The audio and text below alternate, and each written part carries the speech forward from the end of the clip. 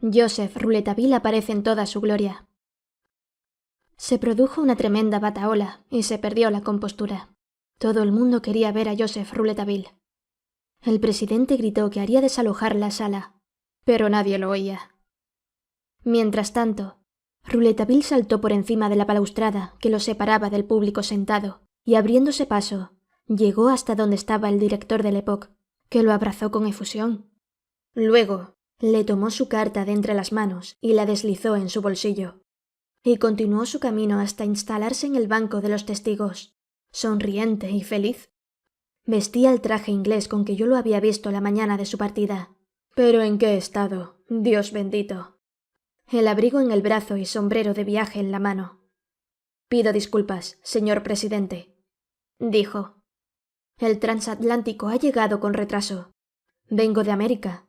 Soy Joseph Rouletabille». Estalló una carcajada general. Todo el mundo estaba contento con la llegada de aquel muchacho. Todos parecían tener la certidumbre de que con él llegaba realmente la verdad, que al fin se sabría la verdad.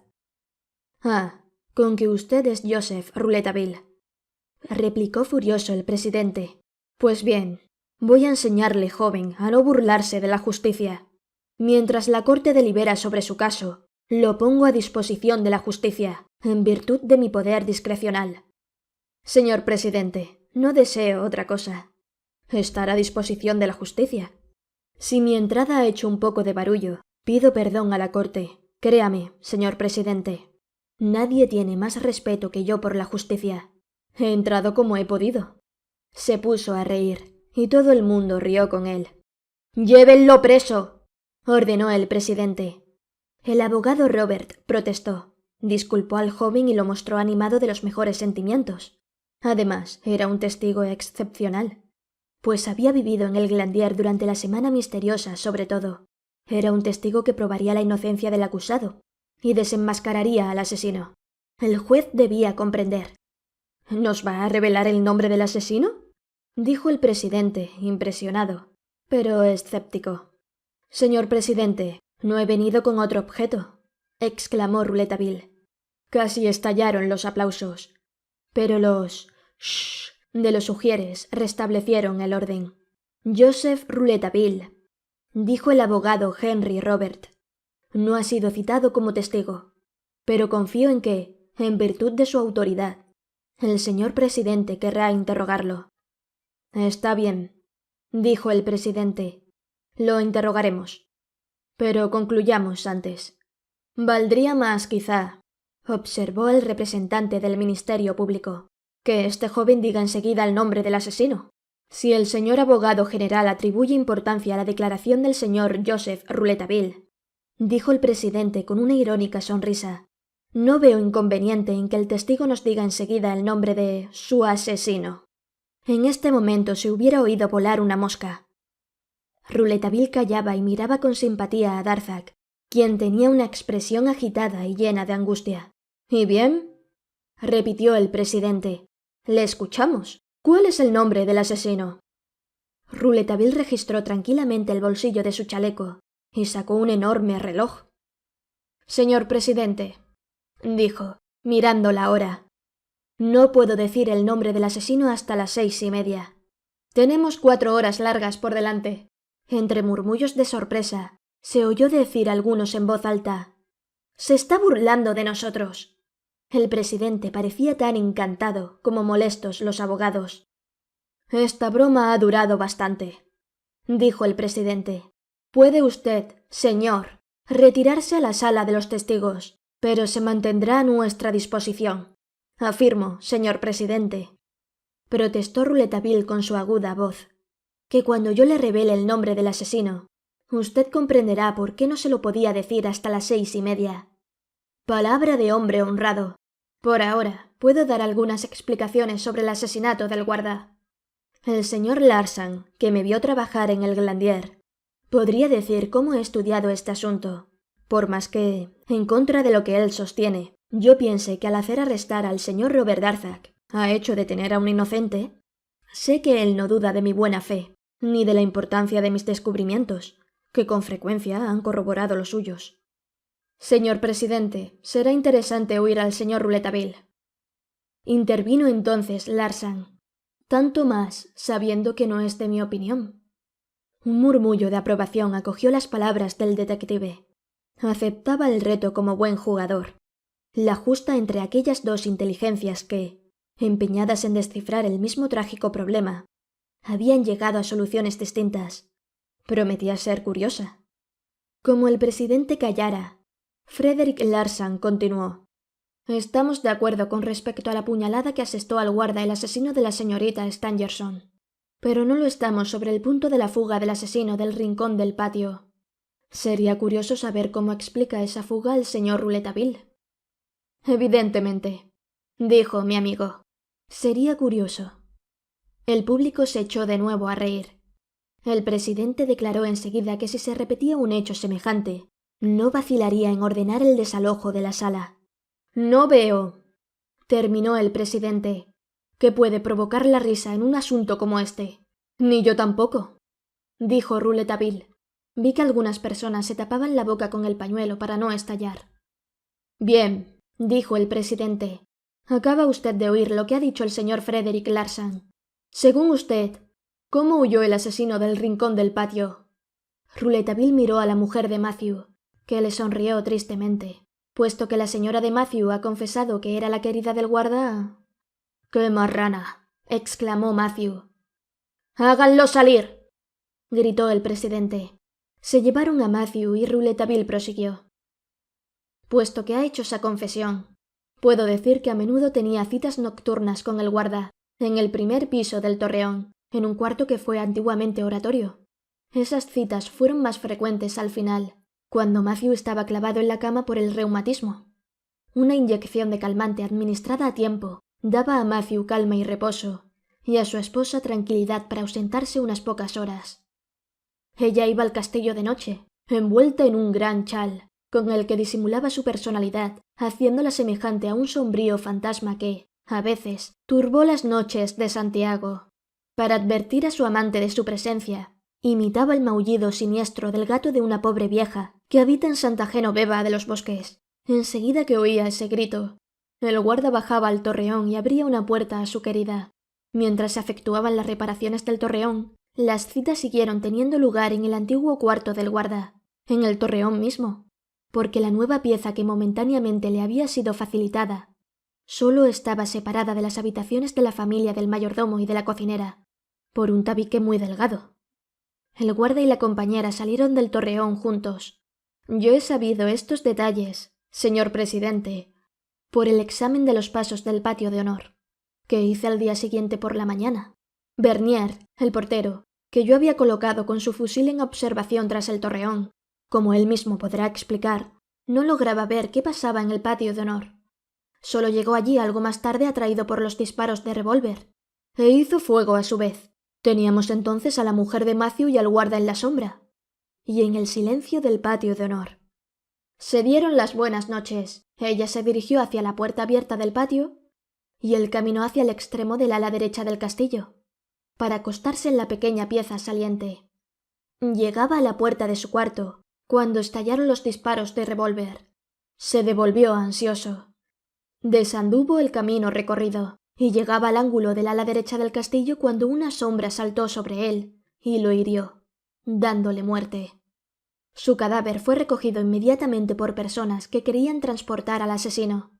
Mientras tanto, sorprendida por las detonaciones y por la invasión del patio, la mujer de Matthew se hizo lo más pequeña posible en la sombra del patio. El patio es grande, y ella se encontraba cerca de la verja. Pudo haber salido pasando inadvertida, pero se quedó y vio que llevaban el cadáver. Comprensiblemente angustiada e impulsada por un trágico presentimiento, llegó hasta el vestíbulo del castillo. Echó una mirada en la escalera iluminada por la linterna de Santiago, donde vio extendido el cuerpo de su amante y huyó. ¿Despertó ella la atención de Santiago? Lo cierto es que éste se puso a perseguir al fantasma negro que ya le había hecho pasar algunas noches en vela. Esa misma noche, antes del crimen, había sido despertado por los gritos del animalito de Dios, y había visto por su ventana el animalito negro. Se había vestido deprisa, y eso explica que llegara al vestíbulo ya arreglado por completo, cuando transportamos el cadáver del guarda. Luego esa noche, en el patio de honor, quiso, una vez por todas, ver de cerca la cara del fantasma. La reconoció. Ella debió confesarle sus citas y suplicarle que la salvara en aquel momento difícil. El estado de la mujer de Matthew, que acababa de ver a su amante muerto, debía de ser lamentable. Santiago tuvo lástima y acompañó a la posadera a través del encinar y fuera del parque, más allá de los bordes del estanque, hasta el camino de Epinay. Desde allí no tenía que andar sino algunos metros para entrar en su casa. Santiago volvió al castillo, y dándose cuenta de la importancia judicial que tendría para el amante del guarda que se ignorara su presencia en el castillo durante esa noche, trató de ocultarnos cuanto pudo ese episodio dramático de una noche que ya contaba tantos. No necesito, agregó Rouletabille, pedir a la señora de Matthew ni a Santiago que corroboren este relato. Sé que todo ocurrió como he dicho. Apelaré solo a los recuerdos del señor Larsan, que ya habrá comprendido cómo averigüé esto, porque el día siguiente del crimen estaba inclinado sobre una doble pista en que se veían, viajando juntas, la huella de los pasos del tío Santiago y de la señora. Al llegar aquí, Rouletabille se volvió hacia la posadera y le dijo con galante saludo: «Las huellas de los pies de esta señora», explicó Rouletabille, «tienen un singular parecido con los rastros de los pies elegantes del asesino». La posadera se estremeció y miró con curiosidad al joven. ¿Qué insinuaba? La señora tiene el pie elegante, largo y más bien algo grande para una mujer. Excepto la punta aguda del calzado. Es el pie del asesino. Hubo algunos movimientos en el auditorio. Rouletabille, con un ademán, los hizo cesar. Se hubiera dicho que era él quien ahora mandaba a la policía de la audiencia. «Me apresuraré a agregar», dijo, «que esto no significa gran cosa, y que un detective que edificase un sistema sobre huellas parecidas, sin ponerles una idea general alrededor, caería enseguida en el error judicial. El señor Robert Darzac tiene él también los pies del asesino, y sin embargo no es el asesino». Nuevos movimientos en la sala. «En lo que usted respecta, señora», preguntó el presidente a la mujer de Matthew, ¿ocurrieron aquella noche las cosas como han sido relatadas? Sí, señor presidente. Es como si el señor Rouletabille hubiese andado tras de nosotros. ¿Usted vio huir al asesino hasta el extremo del ala derecha, señora? Sí, así como vi conducir, un minuto más tarde, el cadáver del guarda. ¿Y el asesino qué se hizo?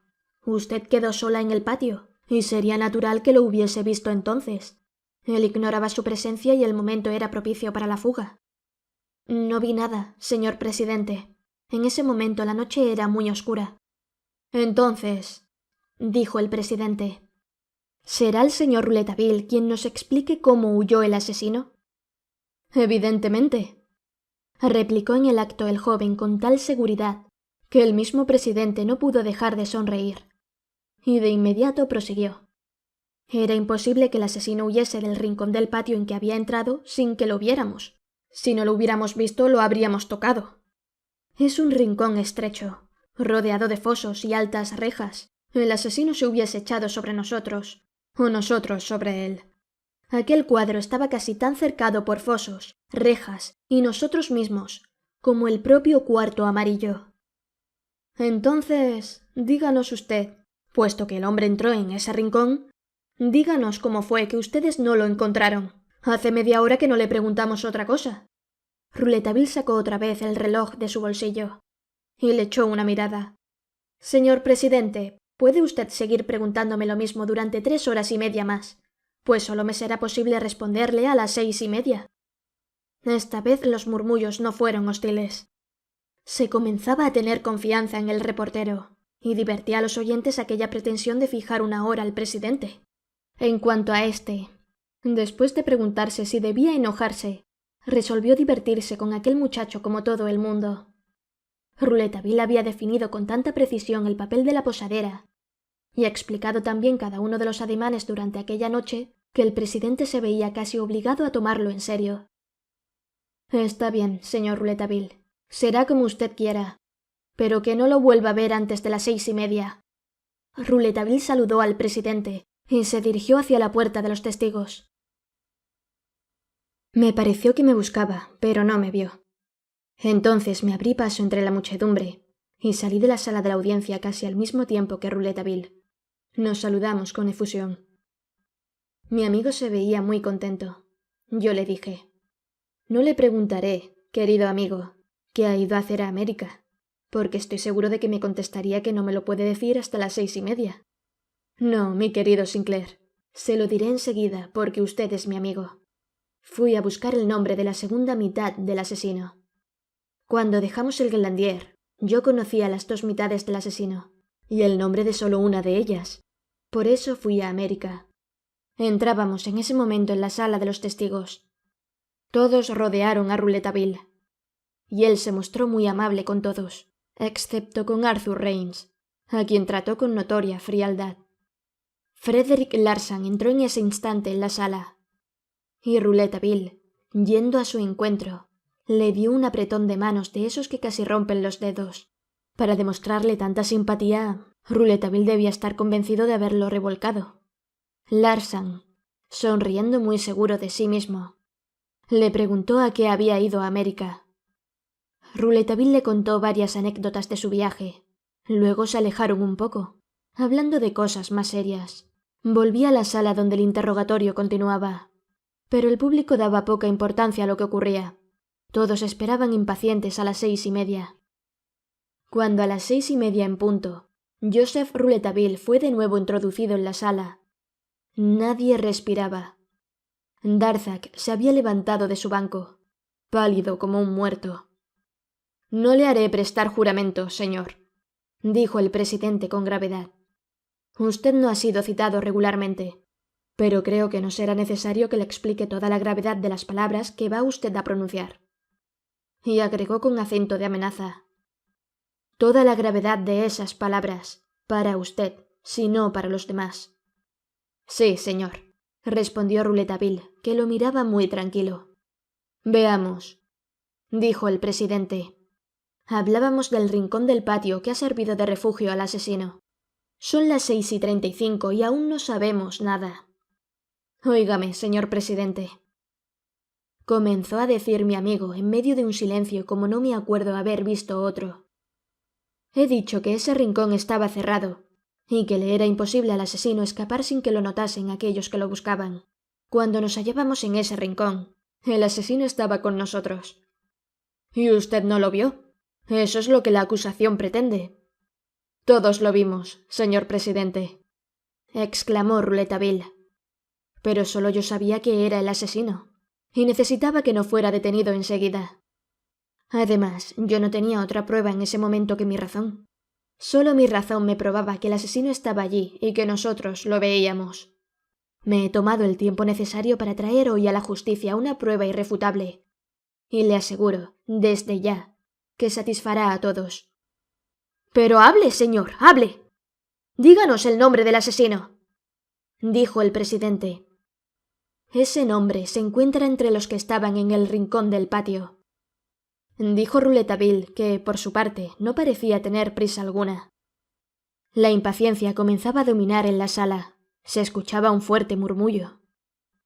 «Estoy dejando arrastrar un poco mi declaración, señor presidente, porque tengo mis razones para ello», dijo Rouletabille con un acento que merecía bofetadas. «¡El nombre! ¡El nombre!», repetía la muchedumbre mientras el ujier imponía silencio. «Díganos enseguida el nombre, señor», exigió el presidente. «En el rincón del patio se encontraba el guardamuerto. ¿Era él el asesino?». «No, señor». «¿Santiago Bernier el portero? ¿El señor Arthur William Raynes, entonces? No quedan más que el señor Arthur Raynes y usted. ¿Fue usted el asesino? ¿O está acusando al señor Arthur Raynes?». «No, señor». «Entonces no comprendo. ¿Qué pretende? ¿No había ninguna otra persona en el patio?». «Así es, señor. No había nadie más en el rincón del patio, pero había alguien que se inclinaba en su ventana sobre el rincón del patio». «Frederick Larsan», exclamó el presidente. «Frederick Larsan», respondió con voz tronante Rouletabille. Y volviéndose hacia el público, repitió con una energía de la que no le creía capaz. «Frederick Larsan, el asesino». Un clamor en el que se confundía la indignación, la incredulidad y hasta el entusiasmo de algunos ante ese audaz joven que se atrevía a lanzar semejante acusación llenó la sala. El presidente no trató siquiera de calmarlo. Cuando hubo cesado por sí mismo, bajo los shh enérgicos de quienes querían saber más enseguida, se oyó claramente a Robert Darzac que, dejándose caer en su banco, decía: «Es imposible, está loco». «Usted se atreve, señor», exclamó el presidente, «a acusar a Frederick Larsan. Observe el efecto de semejante acusación. El mismo señor Robert Darzac le trata a usted de loco. Si usted no lo está, debe traer pruebas». «Pruebas, señor. ¿Quiere usted pruebas? Pues voy a darle enseguida una prueba», dijo la voz aguda de Rouletabille. «Haga comparecer a Frederick Larsan». «Ujier, llame a Frederick Larsan». El ujier corrió a la pequeña puerta y desapareció. La puertecilla había quedado abierta. Todos los ojos estaban fijos en aquel punto. El ujier reapareció. «Señor presidente», dijo, adelantando hacia el centro de la sala. «Frederick Larsan no está ahí. Partió a eso de las 4 y no se la ha vuelto a ver». «Ahí tiene usted mi prueba», gritó triunfante Rouletabille. «Explíquese, ¿qué prueba?» «Mi prueba irrefutable», dijo el joven reportero. «Es la fuga de Larsan. Le juro que no volverá, créamelo. No volverá usted a ver a Frederick Larsan». Nuevamente se escucharon rumores en el fondo de la sala. «¿Por qué no aprovechó la circunstancia de que Larsan estuviera ahí, junto con usted, para acusarlo frente a frente? Al menos hubiera podido contestarle». ¿Qué respuesta hubiera podido ser más completa, señor presidente? No me responde, no me responderá jamás. Acuso a Larsan de ser el asesino y huye. Si eso no le parece a usted una respuesta. No podemos creer, no creemos que Larsan, como usted dice, haya huido. ¿Por qué habría huido? ¿Por qué? ¿Él no sabía que usted lo iba a acusar? Sí, señor, lo sabía, puesto que yo mismo se lo hice saber esta tarde. Usted ha hecho eso, cree que Larsan es el asesino y le da tiempo para huir. Sí, señor presidente, he hecho eso, replicó Rouletabille con orgullo. Yo no pertenezco a la justicia. No pertenezco a la policía. Soy un humilde periodista. Y mi oficio no es hacer arrestar a las personas. Yo sirvo la verdad como quiero. Ese es asunto mío. Preserven ustedes a la sociedad como mejor puedan. Ese es asunto suyo. Pero no seré yo quien traiga una cabeza al verdugo. Si usted es justo, señor presidente, y lo es usted, encontrará que tengo razón. Hace un rato le dije que comprendería que yo no pudiese pronunciar el nombre del asesino hasta las 6:30. Había calculado que Frederick Larsan necesitaba ese tiempo para tomar el tren de las 4:17 hacia París, donde sabría ponerse a salvo. 1 hora para llegar a París. 1 hora y cuarto para que pudiese hacer desaparecer todo rastro de su paso. De ese modo llegábamos a las 6:30.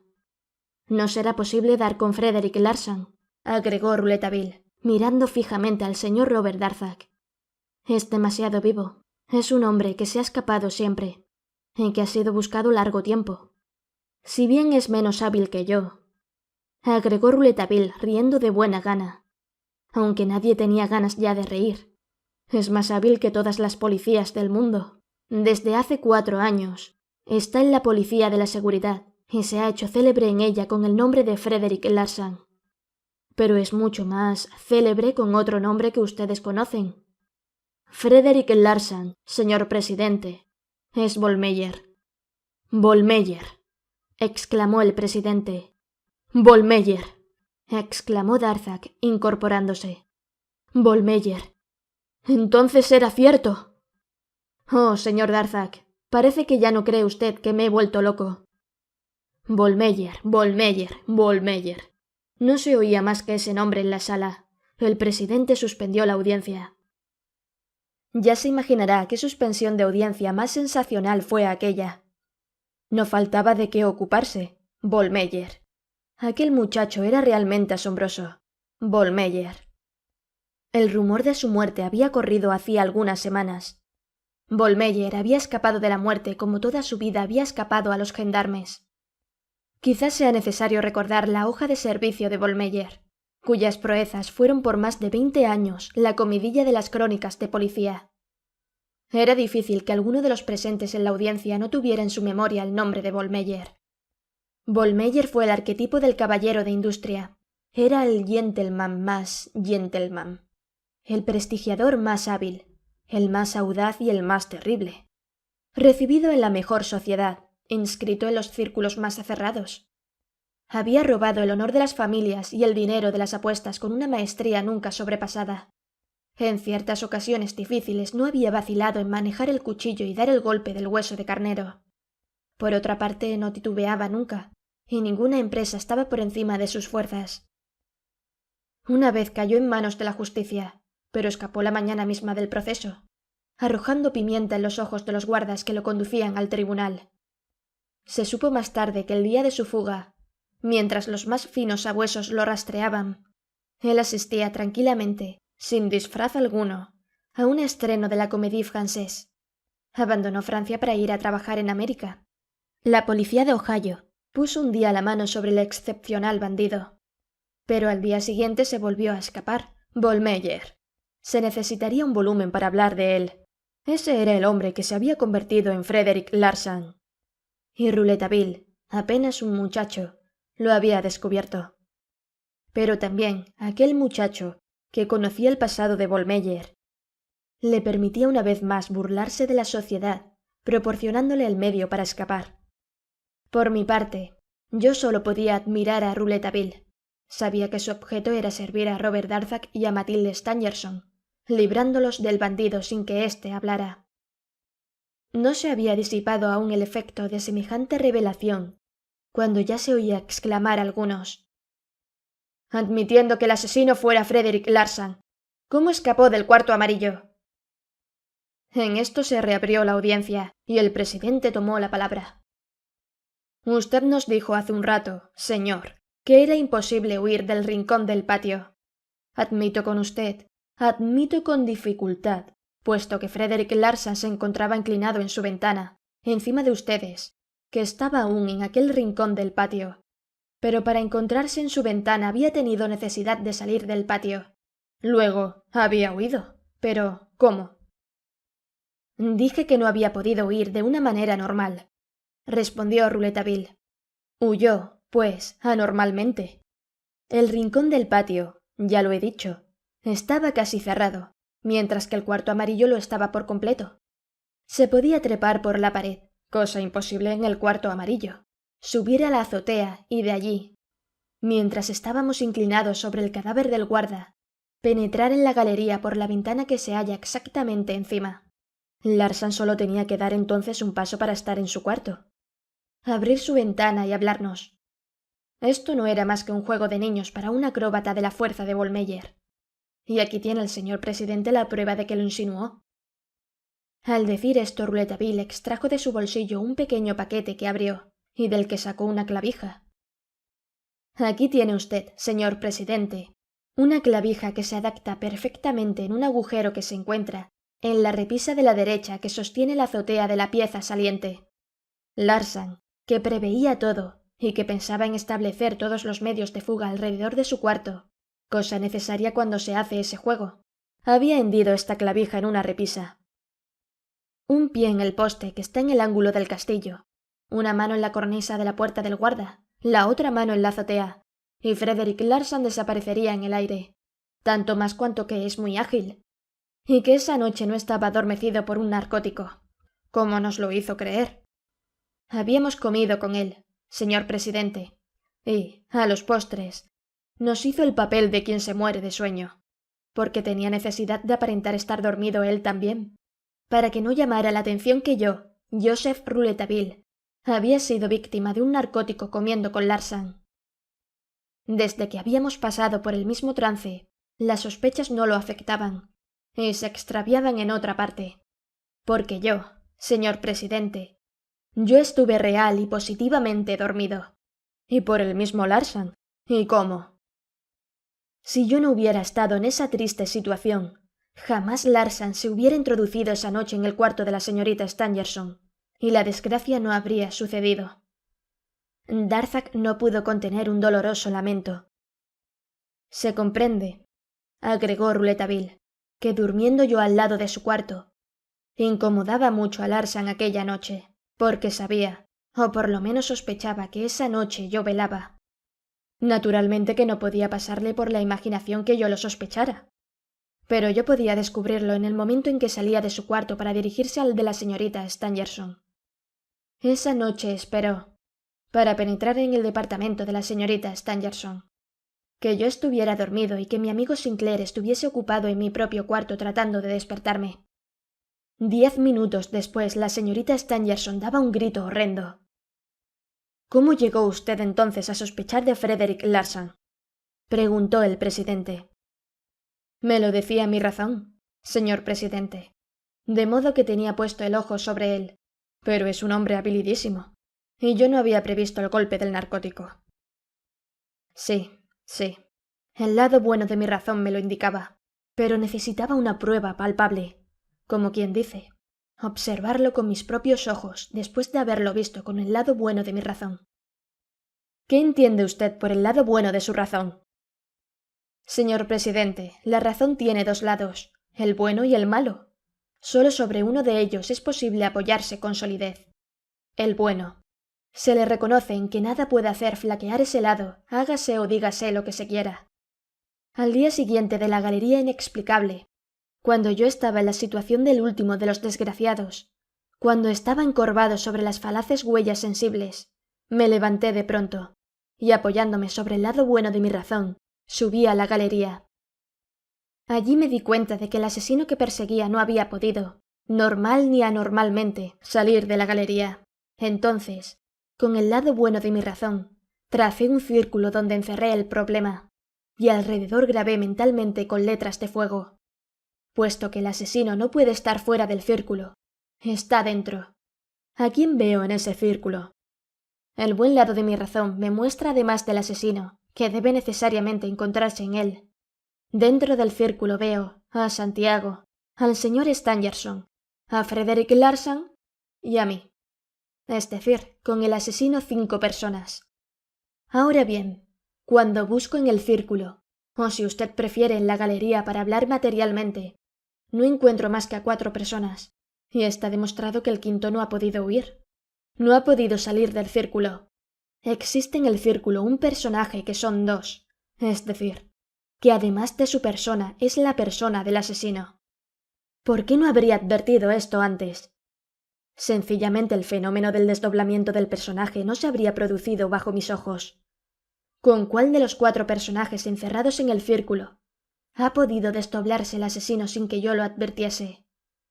Ciertamente que no han sido las personas que me han aparecido en un momento dado desdobladas del asesino. De modo que he visto al mismo tiempo, en la galería, al señor Stangerson y al asesino, y a Santiago y al asesino, y a mí y al asesino. El asesino no podría ser, pues, ni el señor Stangerson, ni Santiago, ni yo. Y además, si yo fuese el asesino, claro está que lo sabría. ¿No, señor presidente? ¿He visto al mismo tiempo a Frederick Larsan y al asesino? No. Pasaron 2 segundos, durante los cuales perdí de vista al asesino.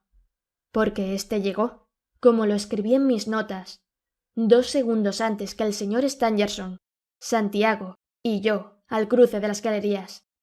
Eso le bastó a Larsan para tomar por la galería lateral, quitarse de un manotón la barba postiza, volverse y hacer con nosotros como si persiguiera al asesino. Vollmeyer ha hecho cosas mucho más extraordinarias.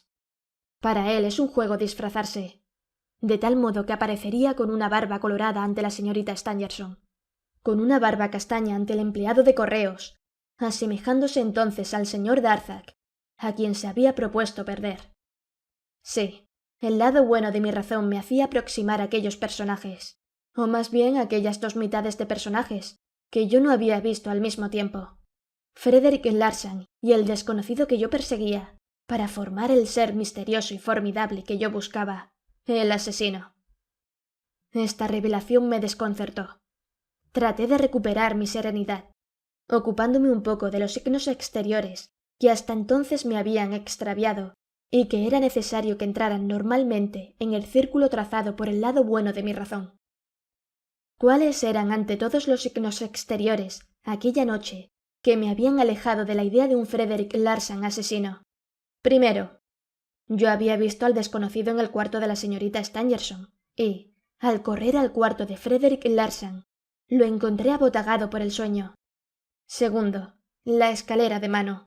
Tercero, yo coloqué a Larsan al extremo de la galería lateral, diciéndole que saltaría al cuarto de Matilde Stangerson, en el que había vuelto a encontrar a mi desconocido. El primer signo exterior no me preocupó. Era probable que cuando yo bajé la escalera de mano, después de haber visto al desconocido en el cuarto de la señorita Stangerson, aquel había concluido lo que tenía que hacer allí.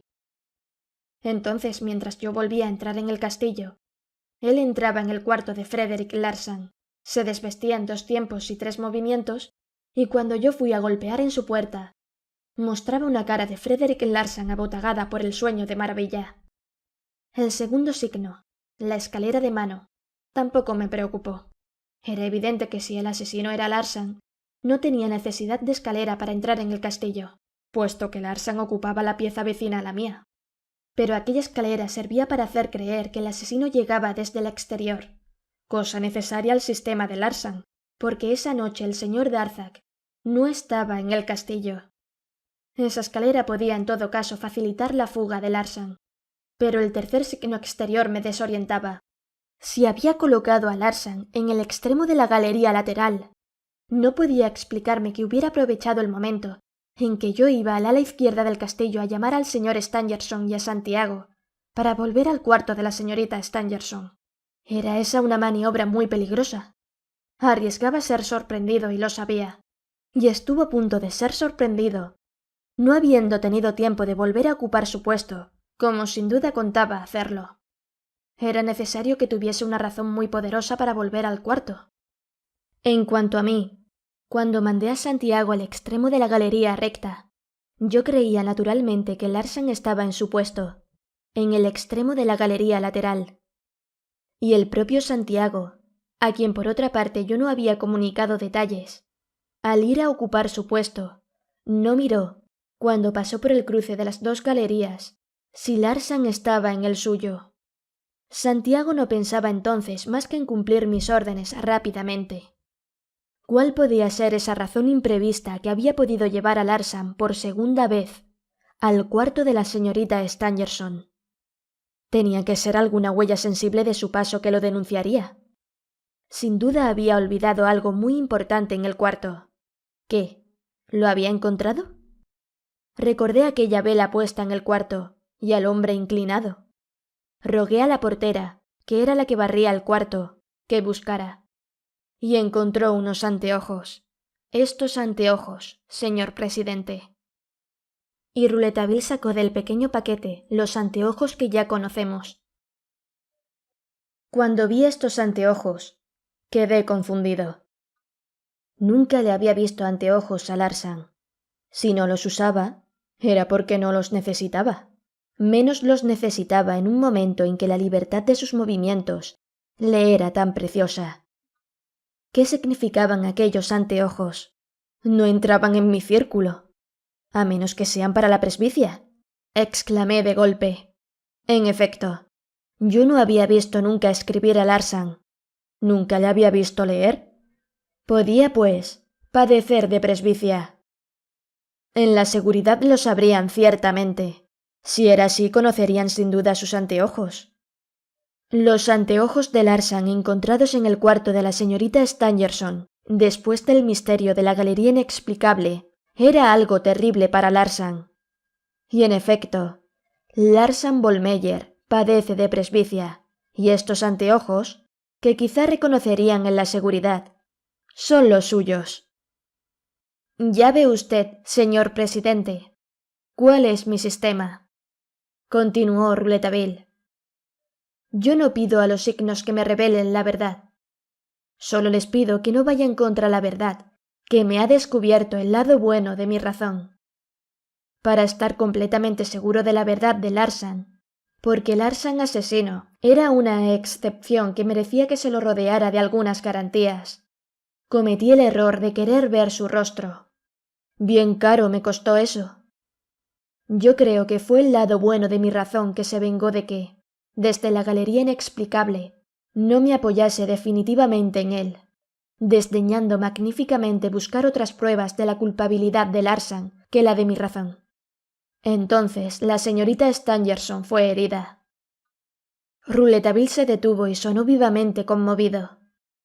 «Pero, ¿qué iba a hacer Larsan en ese cuarto?», preguntó el presidente. «¿Por qué intentó 2 veces asesinar a la señorita Stangerson?». «Porque la adora, señor presidente». «Esa puede ser, en efecto, una razón».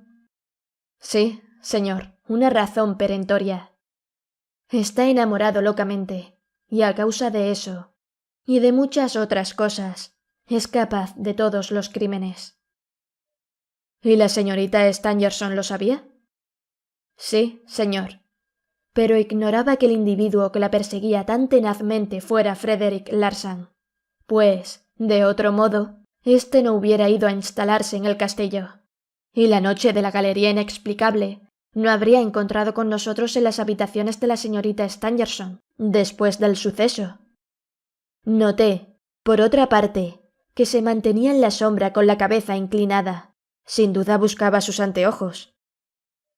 La señorita Stangerson ha sufrido las persecuciones y los ataques de Larsan con un nombre y un disfraz que nosotros ignorábamos, pero que ella podía haber conocido.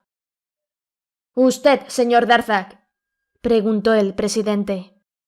«Usted debe saber. ¿Cómo es posible que la señorita Stangerson no haya hablado de esto a nadie? La justicia habría estado en la pista del asesino, y usted se habría evitado el dolor de ser acusado». «La señorita Stangerson no me ha dicho nada», dijo el señor Darzac. «¿Lo que dice este joven le parece a usted posible?», le preguntó el presidente. «La señorita Stangerson no me ha dicho nada», repitió Darzac, imperturbable. «¿Cómo explica que la noche del asesinato del guarda?», preguntó el presidente a Rouletabille, «el asesino haya devuelto los papeles robados al señor Stangerson?» «Oh, esa es una pregunta fácil de contestar. Creo que Larsan no pensó en ese robo en un principio. Espiando por todas partes a la señorita Stangerson, decidido a impedir su casamiento con el señor Darzac, lo siguió un día a ambos hasta los grandes almacenes del Louvre, y se apoderó del estuche de la señorita Stangerson. En ese estuche había una llave con cabeza de cobre. Larsan ignoraba la importancia de esta llave, la que le fue revelada por el aviso que Matilde Stangerson publicó en los diarios. Le escribió a la oficina de correos, como decía el aviso. Sin duda, en la carta le pedía una cita, haciéndole saber que quien tenía el estuche y la llave era el mismo que la perseguía desde hacía tiempo con su amor. Como no recibió respuesta, Larsan fue a verificar a la oficina 40 si su carta seguía allí, pero fue imitando el aspecto del señor Darzac, lo que no era difícil, pues ambos tienen casi la misma estatura. Aunque creo que en esos momentos Larsan no pensaba todavía en recurrir al asesinato, ya estaba decidido a todo para conseguir a Matilde Stangerson, y se había preparado de manera que, cualquier cosa que sucediera, el señor Darzac, novio de Matilde Stangerson, aparecería culpable, para comprometer a la señorita Stangerson con el disfraz de Darzac. Por otra parte, Larsan tenía también casi el mismo pie. Por lo tanto, no le sería difícil, después de haber dibujado la huella del pie del señor Darzac, conseguir las botas que él podría calzar. Tretas, todas estas, casi infantiles para Larsan Bollmeyer. Ella no le había respondido, pero él siempre tenía la preciosa llave en el bolsillo, e iría a buscarla. Desde hacía tiempo se estaba documentando respecto del Glandier y del pabellón. Así, una tarde en que padre e hija había salido a pasear, y Santiago también había salido, se introdujo en el pabellón por la ventana del vestíbulo. Como estaba solo en aquel momento, aprovechó de mirar los muebles, y descubrió aquel parecido a una caja de hierro, con una pequeña cerradura. Eso le interesó y recordó la llave que llevaba en el bolsillo.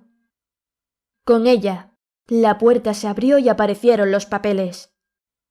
Sabía que eran valiosos y de inmediato pensó que le podían servir para un pequeño chantaje que lo ayudara en sus otros planes.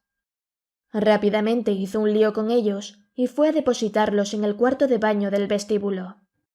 Entre su expedición al pabellón y la noche del asesinato del guarda, Larsan tuvo tiempo de revisar esos papeles y darse cuenta de que era comprometedor para él guardarlos en su poder. Por eso aquella noche los llevó de regreso al castillo. Probablemente esperaba que esa devolución le sirviera para recibir alguna demostración de simpatía de Matilde. En fin, cualquiera fuera la razón, lo cierto es que devolvió los papeles, quitándose un estorbo de encima. Rouletabille tosió. Yo comprendía lo difícil que era para él aquella parte de sus explicaciones. No podía revelar el verdadero motivo de la espantosa actitud de Larsan para con la señorita Stangerson, y su razonamiento era demasiado incompleto para satisfacer a todo el mundo.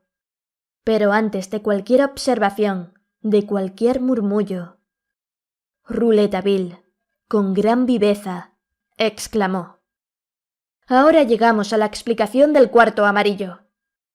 Hubo en la sala murmullos y enérgicos «shh». La curiosidad había llegado a su colmo. «Me parece», dijo el presidente, «que, de acuerdo con su hipótesis, señor Rouletabille, el misterio del cuarto amarillo ya fue explicada por el mismo Larsan. Él nos lo dijo, aunque colocando al señor Darzac en su propio lugar.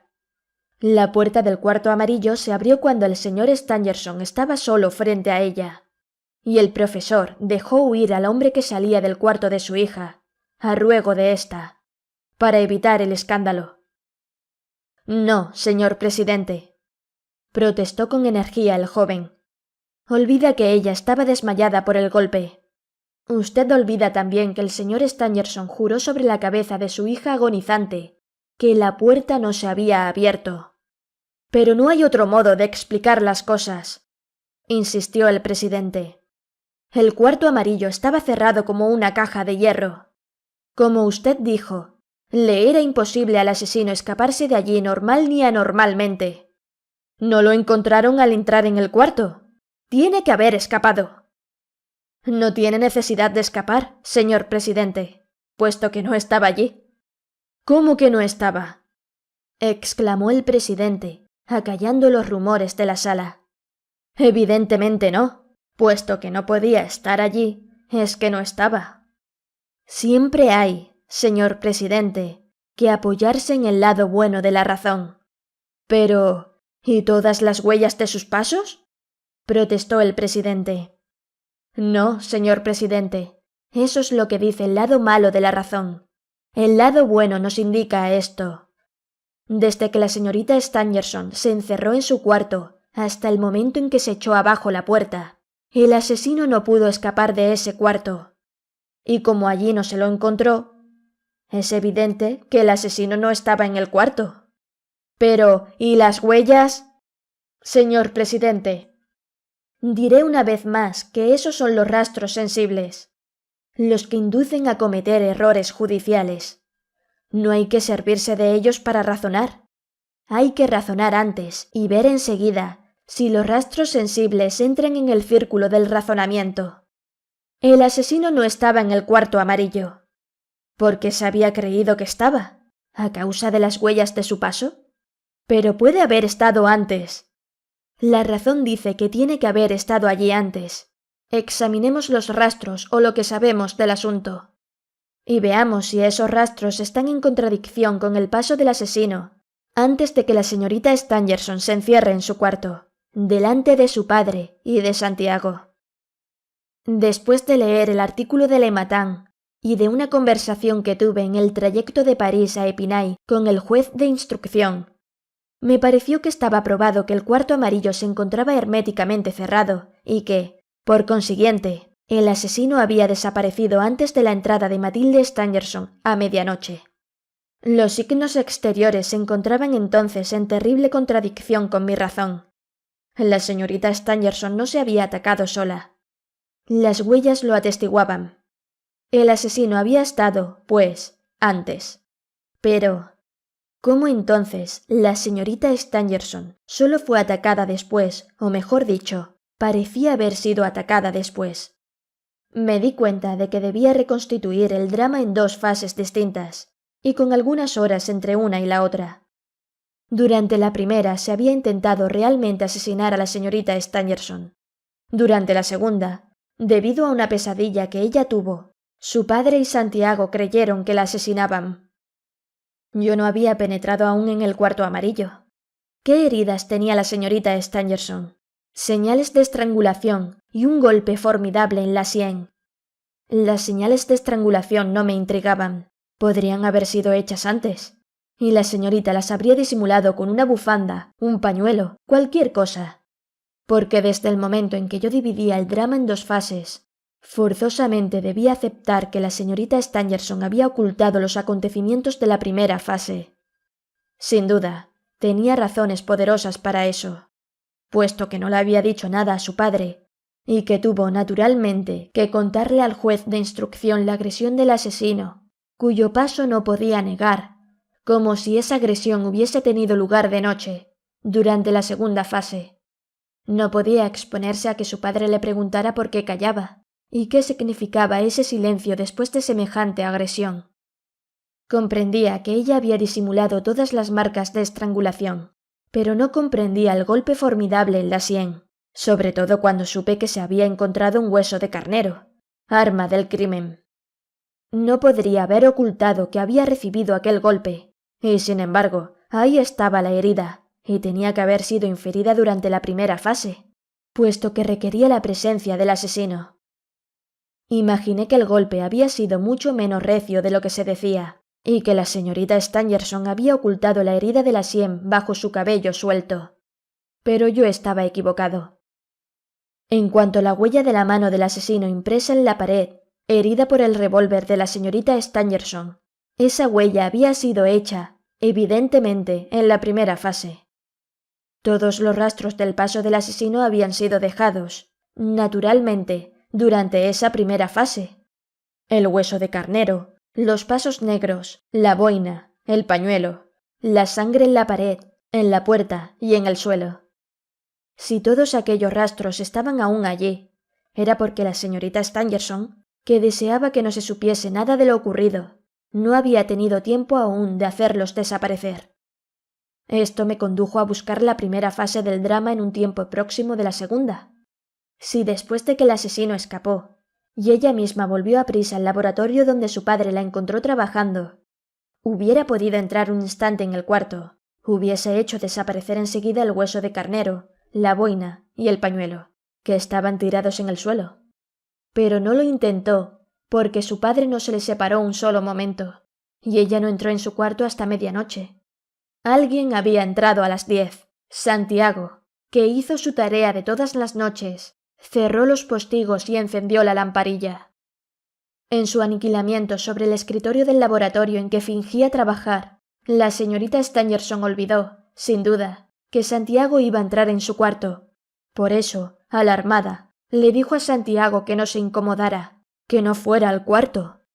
Esto aparece en todas sus letras en el artículo de Le Matin. Santiago entró, sin embargo, pero no vio nada, porque el cuarto amarillo estaba completamente a oscuras. La señorita Stangerson debió pasar entonces 2 minutos atroces. Creo, sin embargo, que ignoraba que hubiese tantos rastros del paso del asesino en su cuarto. Después del atentado, sin duda ella solo había tenido tiempo para disimular las marcas de los dedos del hombre en su cuello y de salir de su cuarto. Si hubiera sabido que el hueso, la boina y el pañuelo estaban en el piso, los hubiese recogido cuando a las 12 entró en su cuarto, pero no los vio. Se desvistió a la claridad dudosa de la lamparilla. Se acostó aniquilada por tantas emociones y por el terror que la había hecho entrar en su cuarto lo más tarde posible. De este modo me veía obligado a llegar a la segunda fase del drama, estando la señorita Stangerson sola en su cuarto, puesto que el asesino no fue encontrado allí. De ese modo, tuve que hacer entrar los rastros exteriores en el círculo de mi razonamiento. pero quedaban por explicar otros rastros. Durante esa segunda fase hubo disparos de revólver y gritos de socorro. ¿Qué podía sugerirme en tal caso el lado bueno de mi razón? Desde que no había asesino en el cuarto, lo que allí había era una pesadilla. Y esto explicaba los gritos. Recordemos que se oyó un gran ruido de muebles volcados. Me vi obligado a imaginar esto. La señorita Stangerson se había dormido. Soñaba. La pesadilla recargó sus imágenes rojas. Volvió a ver al asesino que se precipitaba sobre ella. Gritó ¡socorro! ¡Asesino! Y su gesto extraviado buscó el revólver. Su mano chocó con tal fuerza contra la mesa de noche que la volvió. El revólver cayó al suelo. Salió un tiro y la bala fue a incrustarse en el techo. Esa bala en el techo me pareció, desde un principio, la bala del asesino. Revelaba la posibilidad del accidente y concordaba también con mi hipótesis de pesadilla, que fue una de las razones por las cuales comencé a no dudar de que el crimen había tenido lugar antes, y que la señorita Stangerson, dotada de un carácter de gran energía, lo había ocultado. Pesadilla, disparo de revólver. La señorita Stangerson, en un estado moral espantoso, despertó. Trató de levantarse, cayó al suelo sin fuerzas, volcando muebles y gritando «¡Asesino! ¡Socorro!» y se desmayó. Sin embargo, se hablaba de 2 disparos de revólver durante la segunda fase. Yo también, para mi tesis, ya no era una hipótesis, necesitaba 2, pero 1 en cada una de las fases, y no 2 en la última. Un tiro para herir al asesino antes, y un tiro durante la pesadilla, después. Ahora bien, ¿era seguro que esa noche hubiese habido 2 tiros? El revólver se había hecho oír en medio del estrépito de los muebles volcados. En un interrogatorio el señor Stangerson habla de una detonación, sorda primero, de una detonación fuerte después. ¿El golpe sordo no sería producido por la caída del mármol de la mesa de noche sobre el piso? Yo estuve cierto de que esa explicación era buena cuando supe que los porteros, Bernier y su mujer, no habían oído, estando cerca del pabellón, más que un disparo de revólver. Así lo declararon al juez de instrucción. De ese modo, casi había reconstituido las 2 fases del drama cuando penetré por primera vez en el cuarto amarillo. Sin embargo, la gravedad de la herida en la sien no entraba en el círculo de mi razonamiento. Esa herida no había sido hecha por el asesino con el hueso de carnero durante la primera fase, porque era demasiado grave, y la señorita Stangerson no hubiera podido disimularla ni la habría escondido bajo ningún peinado. Aquella herida había sido necesariamente hecha durante la segunda fase, en el momento de la pesadilla. Eso fue lo que le pregunté al cuarto amarillo, y lo que el cuarto amarillo me respondió. Rouletabille sacó siempre de su pequeño paquete un pedazo de papel blanco, doblado en 4, y de ese pedazo de papel blanco extrajo un objeto invisible, que mantuvo entre el pulgar y el índice y que llevó al presidente. Esto, señor presidente, es un cabello rubio manchado de sangre, un cabello de la señorita Stangerson. Lo encontré pegado a uno de los ángulos del mármol de la mesa de noche volcado en el suelo. Esa punta del mármol también estaba manchada de sangre. Oh, una manchita insignificante, pero muy importante. Por esa manchita de sangre supe que levantándose confundida de su lecho, la señorita Stangerson cayó violentamente sobre esa punta de mármol, que la hirió en la sien y que retuvo este cabello. La sala estuvo otra vez a punto de estallar en aplausos, pero Rouletabille prosiguió enseguida su declaración y el silencio se restableció en el acto. Me restaba por averiguar, aparte del nombre del asesino, que no conocería sino algunos días más tarde, en qué momento había tenido lugar la primera fase del drama. El interrogatorio de la señorita Stangerson, aunque arreglado para engañar al juez de instrucción, y el del señor Stangerson debían revelármelo. La señorita Stangerson dio una cuenta exacta del empleo de su tiempo aquel día. Se restableció que el asesino se introdujo entre las 5 y las 6 en el pabellón. Pongamos que eran las 6:15 cuando el profesor y su hija volvieron a trabajar. Tenía que buscar entre las 5 y las 6:15, cuando el profesor estaba con su hija. Necesitaba, pues, en ese corto espacio de tiempo, buscar el momento en que el profesor y su hija estuvieran separados. Encontré ese momento en el interrogatorio que tuvo lugar en el cuarto de la señorita Stangerson, en presencia de su padre. Aquí se dijo que el profesor y su hija volvieron a las 6 al laboratorio. El señor Stangerson dijo: «En aquel momento se me acercó mi guardabosque, que me retuvo unos instantes. Hubo, pues, una conversación con el guarda. Este habló al señor Stangerson de cortes de leña y de caza furtiva. La señorita Stangerson no estaba allí. Se había dirigido al laboratorio. Recordemos que el profesor agregó: «Me separé del guarda y fui a reunirme con mi hija, que estaba ya entregada al trabajo». Fue en esos cortos minutos cuando el drama se desarrolló. ¿Tiene que haber sido así? Me parece ver a la señorita Stangerson entrando en el pabellón, ir a su cuarto para quitarse el sombrero y encontrarse frente al bandido que la perseguía. El bandido estaba allí, en el pabellón, desde hacía cierto tiempo. Debía de haber dispuesto las cosas de modo que todo ocurriera de noche. Entonces se quitó los zapatos de Santiago, que lo incomodaban, tal como le dije al juez de instrucción. Robó los papeles y enseguida se deslizó bajo la cama. El tiempo debía parecerle muy largo, de manera que salió de su escondite, recorrió el laboratorio, pasó al vestíbulo, miró al jardín y vio acercarse al pabellón a la señorita Stangerson sola. Jamás habría pensado en atacarla a esa hora si no hubiera estado seguro de que la señorita Stangerson se encontraba sola. Y, para que la viese sola, era preciso que la conversación entre el señor Stangerson y el guarda que lo retenía tuviera lugar en un rincón apartado del sendero, tras un grupo de árboles que los ocultaban a ojos del miserable. Entonces su plan estaba hecho. Estaría más tranquilo, solo con la señorita en aquel pabellón, de lo que hubiese estado en plena noche con Santiago durmiendo en el altillo. Luego volvió al cuarto amarillo. Lo que ocurrió allí debió ser rápido como un relámpago. La señorita Stangerson debió gritar, o más bien quiso gritar. El hombre la tomó de la garganta. Quizá iba a ahogarla, a estrangularla, pero la mano de la señorita Stangerson consiguió agarrar el revólver que ocultaba en su mesa de noche, desde que temía las amenazas del hombre. El asesino blandía ya sobre la cabeza de la desgraciada aquella arma terrible en las manos de un Lars Bollmeyer, el hueso de carnero.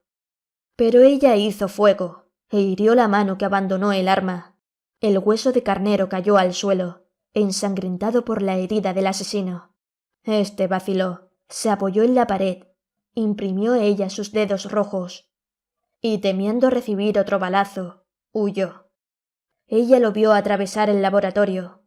Escuchó. ¿Qué hacía en el vestíbulo? Tardó mucho en saltar por la ventana. Por fin saltó. Entonces ella corrió a la ventana y la cerró. Seguramente, ahora que el peligro había desaparecido, todo el pensamiento de la señorita Stangerson volvió a su padre, y con una energía sobrehumana, le ocultó lo sucedido. Por eso, cuando el señor Stangerson volvió, encontró la puerta del cuarto amarilla cerrada y a su hija en el laboratorio, inclinada sobre el escritorio, absorta ya en el trabajo. Rouletabille se volvió entonces hacia el señor Darzac. «Usted sabe la verdad», exclamó. «Díganos si las cosas pasaron así». «No, yo lo ignoro todo», respondió el señor Darzac. «Usted es un héroe», dijo Rouletabille, cruzándose de brazos. «Pero si la señorita Stangerson supiera que está usted acusado, le eximiría de su compromiso y le rogaría que dijera todo lo que le ocurrió. ¿Qué digo? Ella misma vendría a defenderlo». Darzac no hizo un movimiento. No dijo una palabra. Miró con tristeza a Rouletabille. «En fin», dijo éste, «ella no está aquí, pero estoy yo. Sin embargo, señor Darzac, creo que el único medio de salvar a la señorita Stangerson y devolverle la razón sería que usted se hiciera absolver». Una salva de aplausos acogió esta última frase. No había más que mirar a los jurados para estar seguro de que Robert Darzac estaba salvado. El presidente exclamó: Pero, ¿qué misterio es ese que hace que la señorita Stangerson, a quien se trata de asesinar, oculte el crimen a su padre? Eso, señor, dijo Rouletabille. Lo ignoro. Es algo que no me corresponde. Usted se niega siempre, señor Darzac, a decirnos cómo empleó su tiempo mientras atentaba contra la vida de la señorita Stangerson. No puedo decirle nada, señor. El presidente imploró con una mirada una explicación de Rouletabille. Podemos pensar, señor presidente, que las ausencias del señor Darzac estaban vinculadas al secreto de la señorita Stangerson. Por eso se cree obligado a callar. Imagínese que Larsan, que durante sus 3 tentativas hizo cuanto pudo por hacer recaer la sospecha sobre el señor Darzac, le haya dado precisamente esas 3 veces citas en un sitio comprometedor. El señor Darzac se dejará condenar antes de confesar cualquier cosa que se refiera al misterio de la señorita Stangerson. Larsan es bastante ducho como para haber recurrido también a esa treta. ¿Pero qué misterio puede ser ese?, preguntó el presidente, vacilante pero curioso. Ah, señor, eso no lo sabemos, dijo Rouletabille. Pero ahora se sabe lo bastante como para absolver al señor Darzac. Al menos que Larsan vuelva, pero no lo creo. Se echó a reír y todo el mundo rió junto a él. Una última pregunta, dijo el presidente. Comprendemos, admitiendo su tesis, que Larsan haya querido arrojar la sospecha sobre el señor Robert Darzac. ¿Pero qué interés tenía en arrojarla sobre el señor Santiago? El interés del detective, señor. Demostrarse diestro, aniquilando él mismo las pruebas que acumulaba. Es muy hábil. Además, en un asunto como este debe de haber meditado mucho. Lo estudió todo. Conocía los menores detalles sobre las habitaciones y los hábitos de las personas del castillo. ¿Y quiere saber cómo se había documentado? Durante un tiempo, él se convirtió en el mandadero entre el laboratorio de la seguridad y el señor Stangerson, a quien se le pedían experimentos. Así, antes del crimen, ya había estado en el pabellón. Se hallaba disfrazado de tal suerte que Santiago no lo reconoció después, pero él, Larsan, encontró medio de robarle un par de zapatos, una boina vieja, un pañuelo. Cuando el crimen fue descubierto, Santiago, al reconocer los objetos, se guardó muy bien de decirlo a nadie. Pensó que eran demasiado comprometedores, y además no comprendía por qué estaban ahí. Todo es muy sencillo, y Larsan me lo ha confesado. Lo hizo con placer, porque además de ser un bandido es un artista. Así actuó también en el crimen del crédito universal y de los lingotes de oro de la Casa de Moneda.